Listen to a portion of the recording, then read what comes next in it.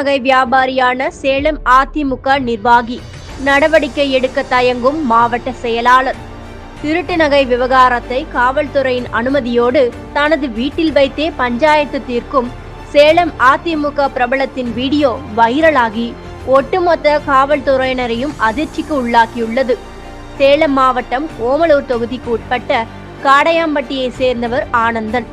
இவர் அதிமுகவில் பேரூர் கழக செயலாளராக உள்ளார். பைனான்ஸ் தொழில் என்ற பெயரில் கந்துவட்டி, நகை மற்றும் வாகனங்களை அடகுக்கு வாங்கும் தொழில் செய்து வரும் ஆனந்தன் கடந்த மாதம் அதே பகுதியை சேர்ந்த திரிவேணி ராஜேந்திரன் தம்பதியின் வீட்டின் பூட்டை உடைத்து தங்க நகைகளை திருடிய போயர் தெருவைச் சேர்ந்த நதியா என்ற பெண்ணை காப்பாற்றும் விதமாக தீவட்டிப்பட்டி காவல் நிலையத்தில் ஆதாரங்களோடு நதியா மீது திரிவேணி புகார் கொடுத்திருந்த நிலையில் காவல் நிலைய காக்கிகளின் உதவியுடன் திரிவேணி நதியா நகை பிரச்சனையை தன்னுடைய வீட்டிலேயே பேசி திரிவேணியை மிரட்டி பஞ்சாயத்து பண்ணி நதியாவிடமிருந்து திருட்டு நகைகளை மீட்டு கொடுத்துள்ளார்.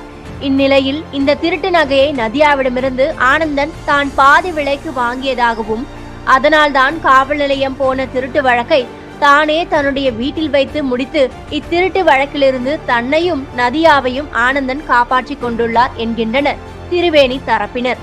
திருட்டு நகை பஞ்சாயத்து ஆனந்தன் மீது அதிமுக தலைமை என்ன நடவடிக்கை எடுக்க போகின்றது?